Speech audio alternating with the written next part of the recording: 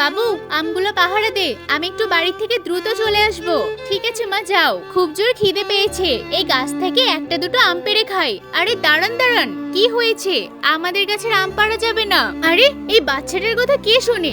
এ বাবা, আমাদের গাছের আমগুলো পেড়েই ফেলছে। দাঁড়া তান্ত্রিক, তোর অবস্থা খারাপ করব।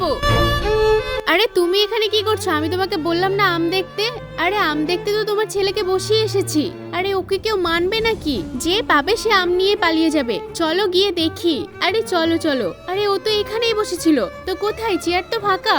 আরে আমি তোকে বললাম লাঠি নিয়ে এখানেই বসতে। দেখো এদিকে গাছের আমও কম আছে, মনে হচ্ছে কোথাও গিয়েছে। চলো গিয়ে দেখে আসি। এই দুটো আম খেলে আমার পেট ভরে যাবে। বাবা, আপনি আমাদের গাছের আম কেন নিয়েছেন? আমাকে ফেরত দিন। তোর জন্য তো দেখছি আম চুরি করেও শান্তি পেলাম না। নে যা, তোর আম নিয়ে বাড়ি চলে যা। ঠিক আছে। ওই বাবা তো ভয় পেয়ে গেছে। এখন এই আম দুটো আমি বসে বসে খাই, তারপর বাড়িতে ফিরবো। এ কি অবস্থা? দেখো ও আম খাচ্ছে। এই গাছের আম পেড়েছিস কেন? আমি না, উনি চুরি করেছিল। ও মিথ্যে বলা। এই ওকে ধরে নিয়ে চলো তো।